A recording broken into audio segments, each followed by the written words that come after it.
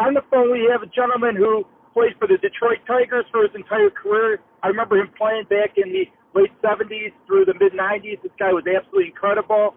Even though we had a pretty good second baseman here in Chicago with the Cubs and Ryan Sandberg, I think he was just as good. Former Detroit Tiger Lou Whitaker. Lou, I looked at you as a player, and you were just so consistent during your years with the Tigers. You and Alan Trammell. It seemed like you guys couldn't do anything wrong. Is that how you guys felt? Well, we had a love for baseball. We wanted to do the best that we could every game that we played. And, we were pretty much just out there playing baseball as if we were playing growing up. We wanted to be, one of the best out there on the field, do everything, make all the plays, get the hits. Unfortunately, when I first started out, I didn't hit home runs, but hitting coach back in the early 80s, Gates Brown, taught me how to, instead of, drive the ball to left field and, hit it quite a ways, learn how to use that 325-foot overhang in Detroit Tiger Stadium. And, we just had a great love for baseball, Tram and myself. You guys started playing together in Double-A. How long did it take you to get comfortable playing with Alan? Well, the year before, so that would have been 76, we first met in instructional baseball. This is like a winter league down in Florida. And that was the first time I met Tram. And, every morning we'd go out 10 o'clock in the morning and take hundreds of ground balls working together. We had a great coach. Matter of fact, the Tigers hired Eddie Brinkman, and everybody in Chicago knows Eddie Brinkman because he worked with the Jim Leland, LaRusso, and at the White Sox baseball team. And anyway, Brinkman worked with myself, especially at second base. Obviously, he knew quite a bit about second base, but being a middle infielder, but he was, one of the steadiest. They used to actually call him Steady Eddie at shortstop. And, he worked with me and Tram, and, it really didn't take long. Because, I had athletic ability, and always listened, tried to learn. But we worked extremely hard that winter, and we got to know each other. Tram is a smooth shortstop in the first place. He doesn't really give you a bad throw. You might get 2 out of 100 bad throws. And when someone is that consistent, it just makes the other person better. You're not expecting bad throws, and you should never expect a bad throw in the first place. But if somehow, did get a bad throw, it wasn't that bad that I couldn't handle it. So, it was really, Tram's ability to play shortstop. I think he was an all-around athlete, to tell you the truth. And, it was great. Working with him, being his teammate for 19 years in the major leagues, and his love for the game. But it really didn't take that long. 1 month, every day working together. When you got a full year in Montgomery. When you got called up to the Tigers in '77, Ralph Hawk was the manager. But again, you and Trammell didn't really become full-time starters in '78. What changed? What changed as far as what? What made the Tigers decide to make you wait so long to basically put you in there as their starting shortstop and second baseman full-time? I guess they just wanted to work us in. Sometimes, a smart manager, instead of just put him out there every day and say, go for it. And I'm sure Tram and I could have handled that, but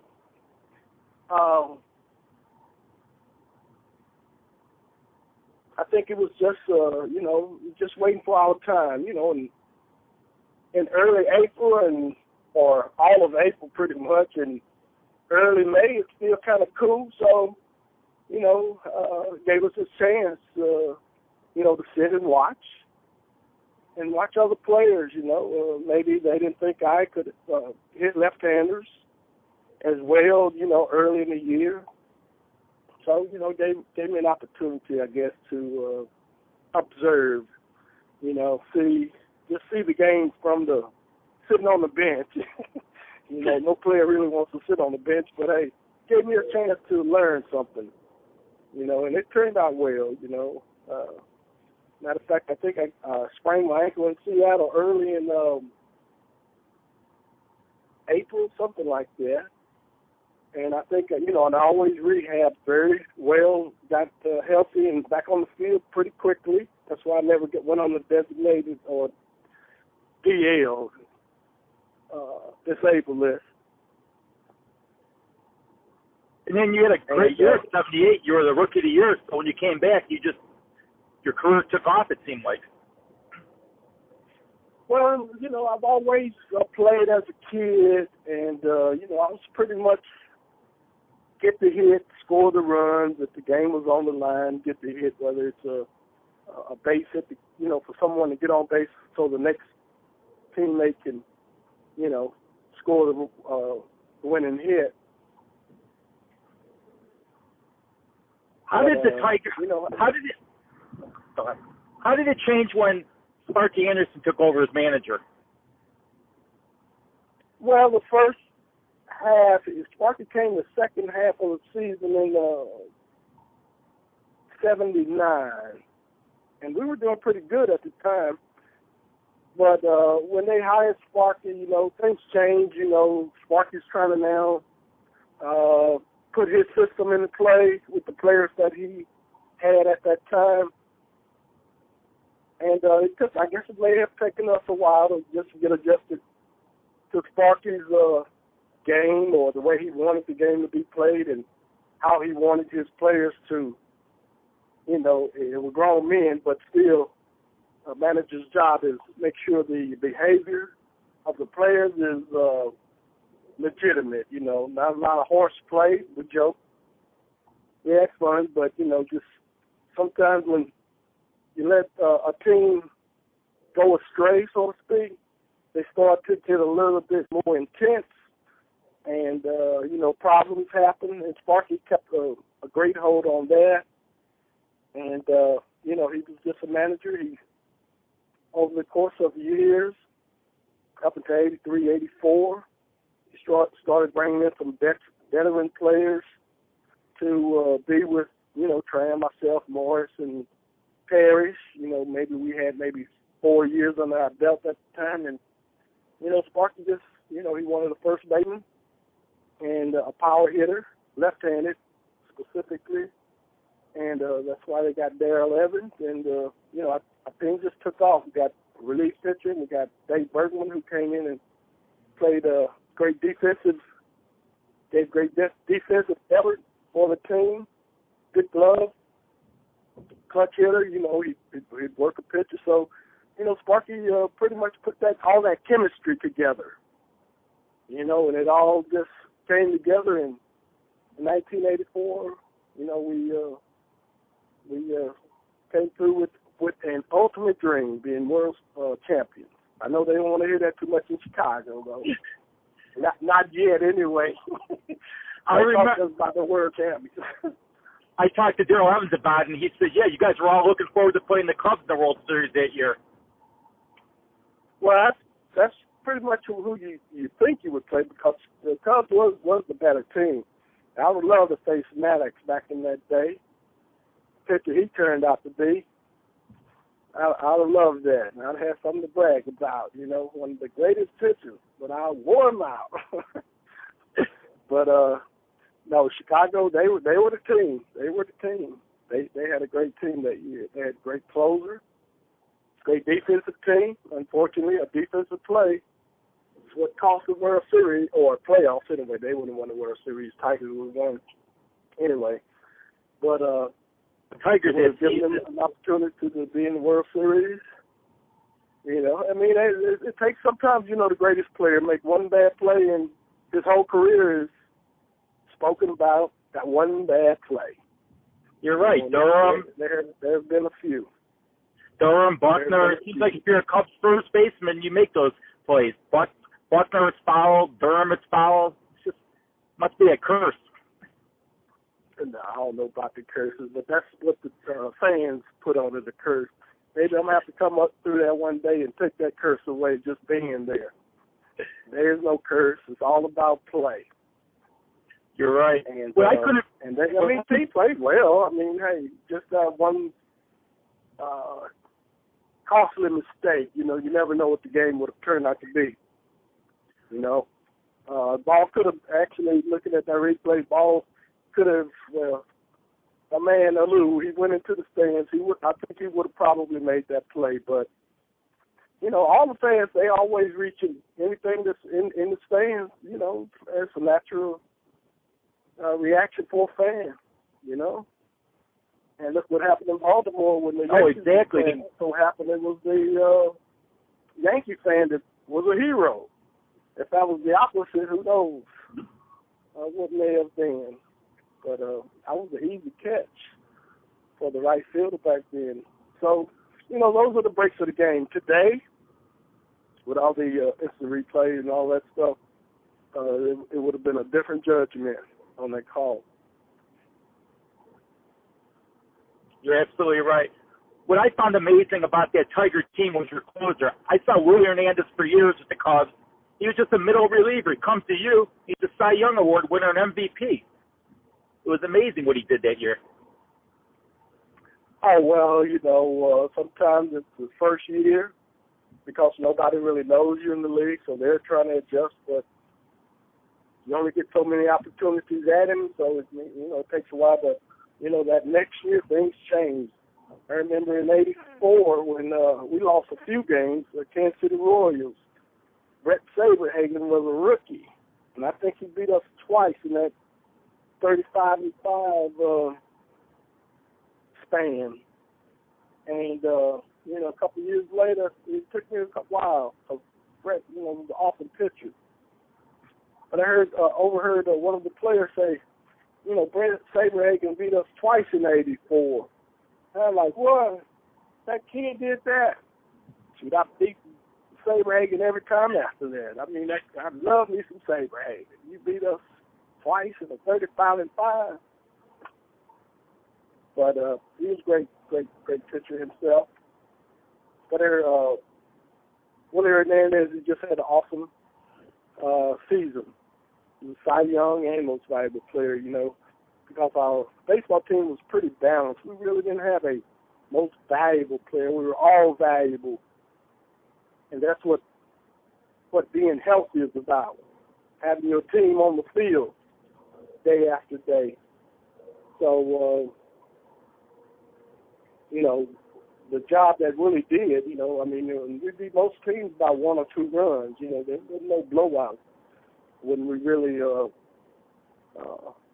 won the World Series. There was really no big blowouts, but it was a consistent defense.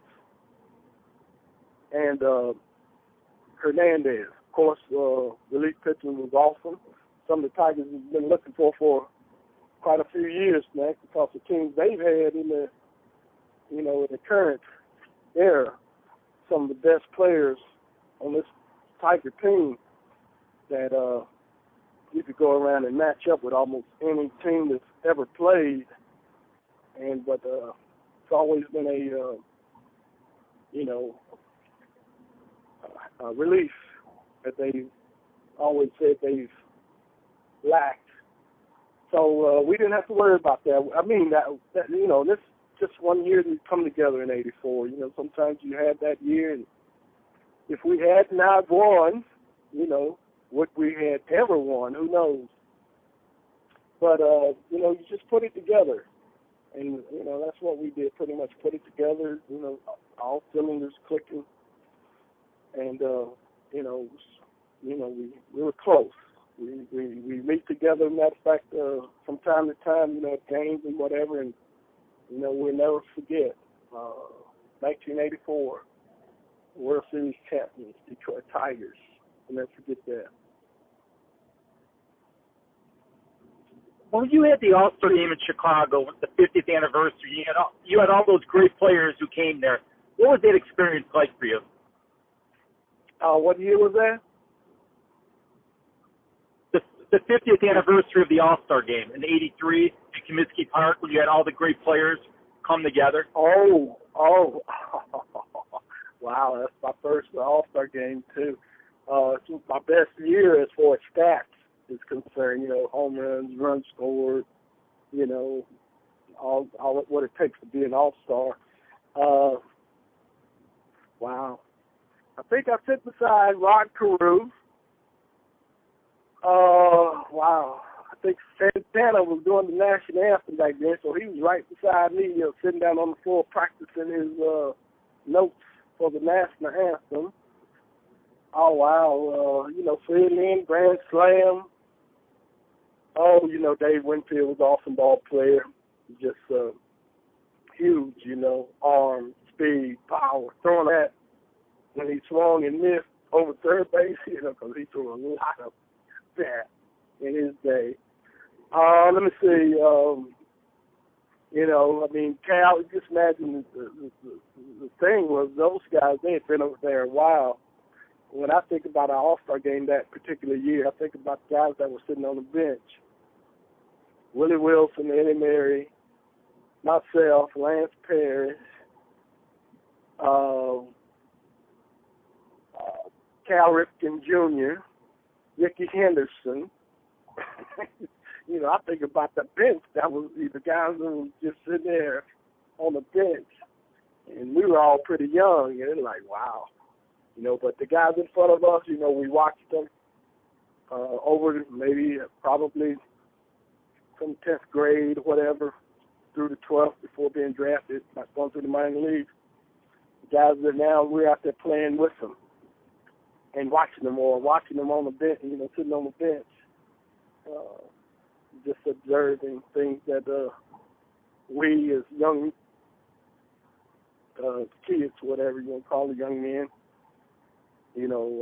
always wanted to do or be major league ball players. So, but it was great. We had a lot of fun. We got a guy from your city, matter of fact, in the early 80s, Chet Lemon, turned out to be one of the greatest center fielders, and he played a huge part in our defense in center field. So, Sparky knew how to go and find, players that could, that he thought that could put it together one day and be like those Cincinnati Reds back in his early years, champions. What I don't get is why you're not in the Hall of Fame, or none of your teammates from the '84 team have made it. I mean, you had Alan Trammell, Jack Morris, Lance Parrish. Again, it doesn't seem like you guys get any respect in the Hall of Fame voting. Well, yeah. Well, it's nothing, that's not what we went there to do. That's the way I always looked at it personally is, I didn't go there and say, and talking to, just walk around the 20-year-old and say, I'm going to be in the Hall of Fame. No player actually want to hear another player even thinking about it, talking about something like that. Fans, they say that, media, TV, whatever, they can say, oh, one day he's going to be a Hall of Famer. He's a sure-in to be a Hall of Famer. We never know what the situation might be. We come in as kids and we can do great. What did we do last 7-8 years in our career? Were we just as good or we were half as good? So, you take that half and take that whole and try to put all that together somewhere up there being steady.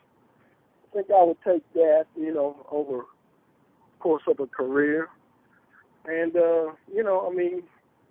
Jack Morris, deservedly, should be, And one day he will be, sometimes, some players just don't get in, first, 10, 15 years. It's been 20 years now since I retired. And about the same for Tram. Jack's probably in that boat, but, only thing we can do is just continue to live life and enjoy life. If they ever give us a call, you're right. Then that's the moment. That's the moment that is deserving. But other than that, that's for others to decide if we are deserving of the Hall of Fame or not. But that's up to them. It's I guess at our age we could always, media like yourself, I think it would be best to say yes, we should be versus no, I don't think we should be. You know what I mean? But no, exactly. Oh, we knew we played. But you made another museum now. What's that? Yeah, you made another museum though, the Smithsonian. Oh, that's from the All-Star jersey. Yeah. Right. Yeah, that's a joke. That's humor. Someone asked me that one there. We just laugh about that. That's because I had my uniform in the car ready to go. See, I was a day ahead, ready to go. And go out the next morning and get in another car. Drive to an airport, fly to Minnesota, go down to baggage claim, and looked at my wife and said, you know what? I left my baseball uniform at home. And, that's the way that goes. I mean, I played. I was, I felt good. I mean, I felt a little, unprofessional. But, hey, it's not the uniform that makes a ball player now. See, uniform didn't make me. I got you beat. I got you beat. I was managing a basketball team at high school. I got you beat. I was managing a basketball team at high school, and I forgot all the uniforms on the bus, and the bus driver went to dinner. So we had no uniforms for the varsity team to wear. They had to go track down the bus driver. The coach was ready to kill me.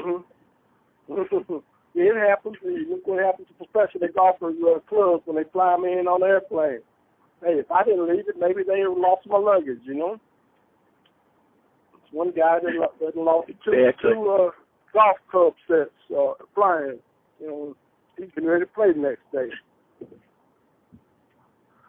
But that's life, Hey, was there any competition between? Was there any competition between you and Alan?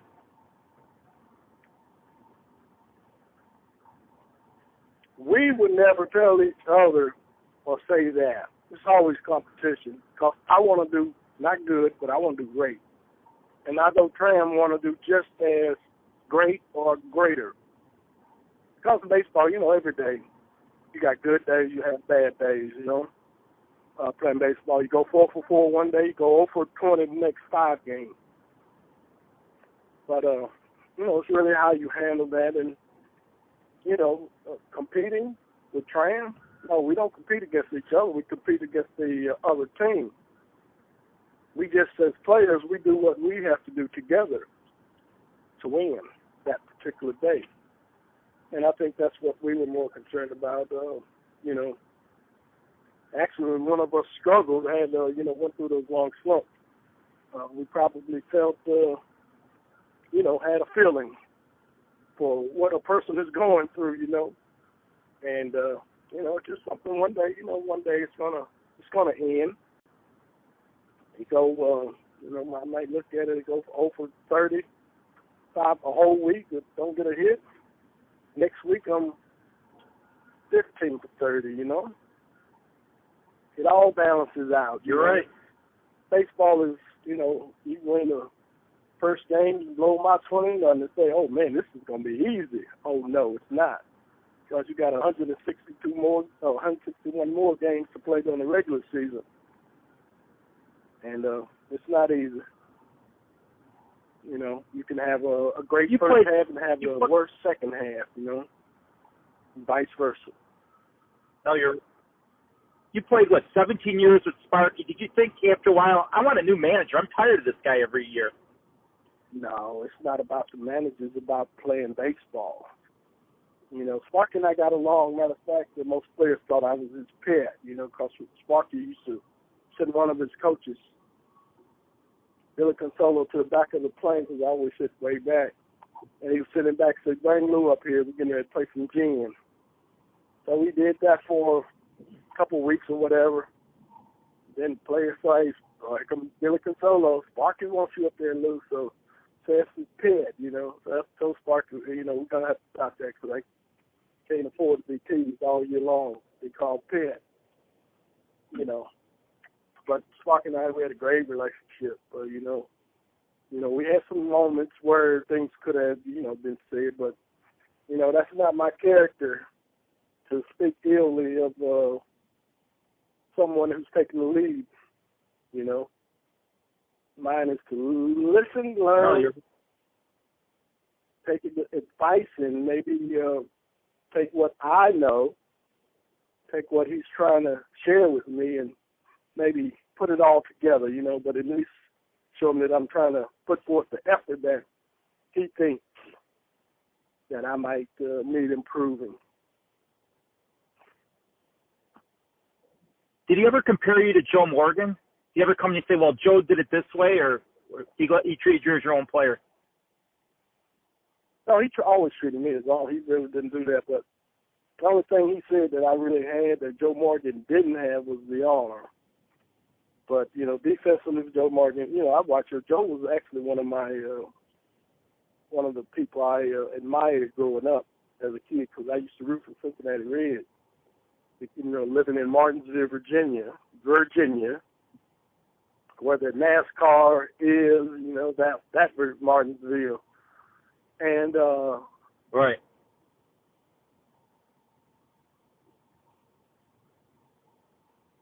I was talking about something I had two thoughts going on at one time here there. Oh, compared to Joe, Joe had power. Joe Morgan hit third, smallest guy in the game. But that's how good he was. Steal bases, just consistent second baseman, turn a double play.